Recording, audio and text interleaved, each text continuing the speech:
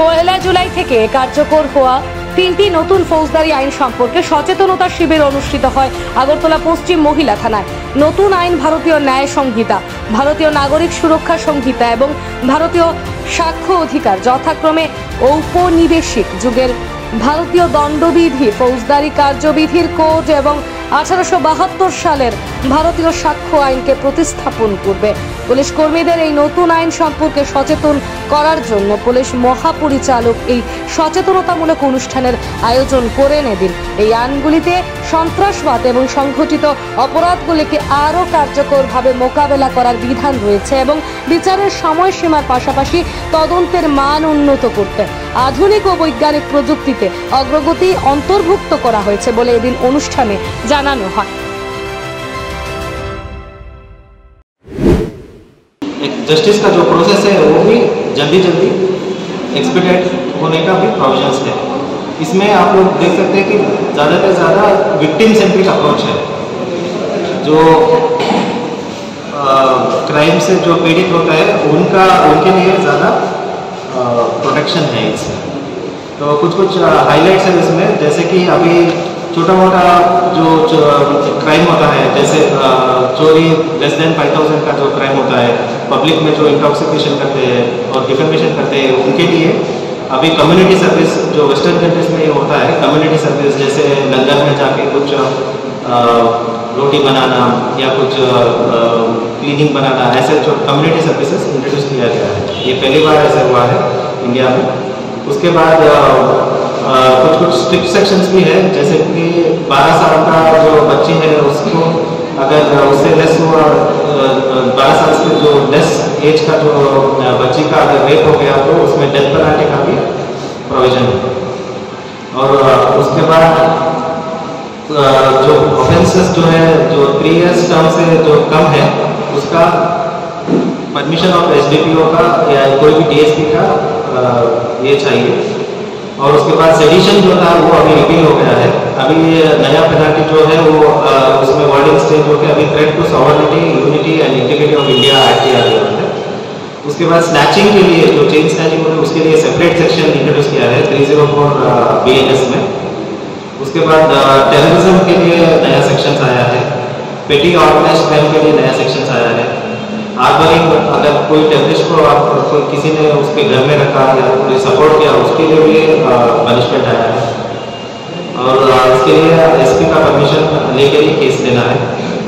उसके बाद mob lynching के लिए अभी जो भी लिंचिंग जो इंसिडेंट जो होता है कम्युनल हो सकता है, जो भी होता है उसके लिए भी स्पेशल प्रोविजंस आया है।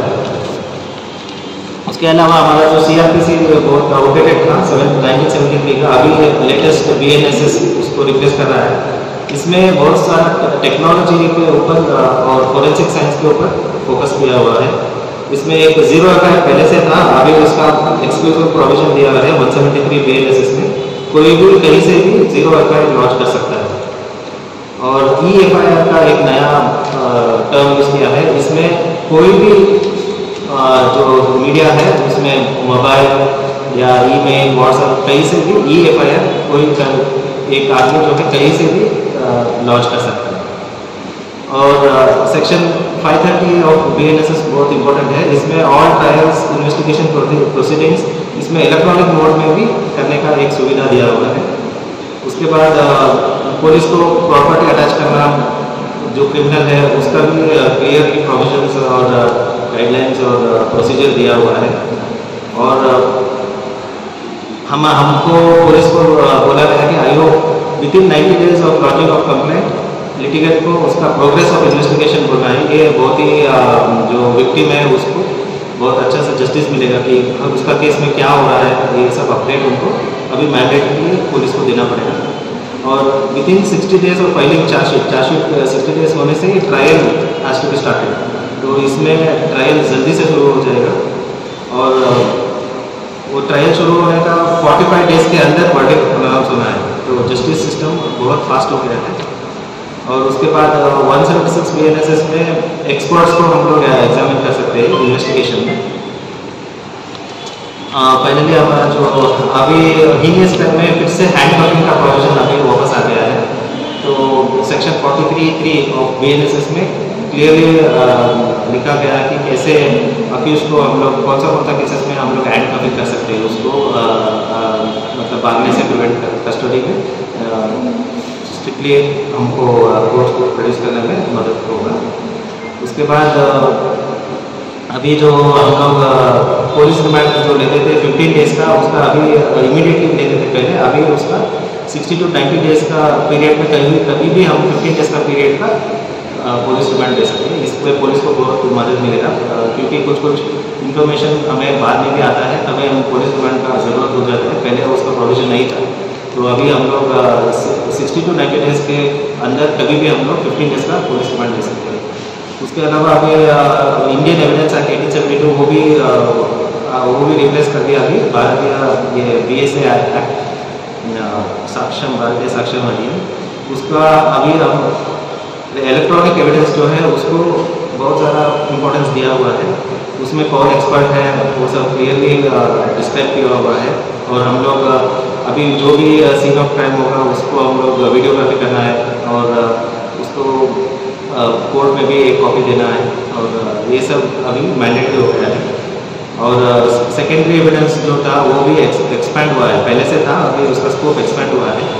इसके लिए हम लोगों ने पिछले 4-5 महीने से बहुत ही डिटेल में ट्रेनिंग दिया है। सभी हमारा जो पुलिस है अभी वेल ट्रेंड है, IOs, OCs, SDPOs, additional SPs सब लोग अभी इस लॉ में जो PHQ में है वो लोगों ने ये बहुत सारा ट्रेनिंग प्रोग्राम्स ऑर्गेनाइज किया था, और अभी हम लोग पूरा तैयार है ये नया लॉ इम्प्लीमेंट करने के लिए।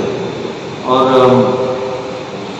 जो भी इसके लिए फोरेंसिक था उसका भी हम लोग इक्विपमेंट किया है, फोरेंसिक साइंस का लैब भी इक्विपमेंट हुआ है। और जो भी इलेक्ट्रॉनिक एविडेंस कलेक्शन के लिए जो मटेरियल्स चाहिए वो भी पुलिस स्टेशन को दिया हुआ है। उनके लिए जो सीरीज चाहिए, पेन ड्राइव्स चाहिए, कंप्यूटर्स चाहिए, कैमरास चाहिए, वो सब हम लोगों ने दिया है।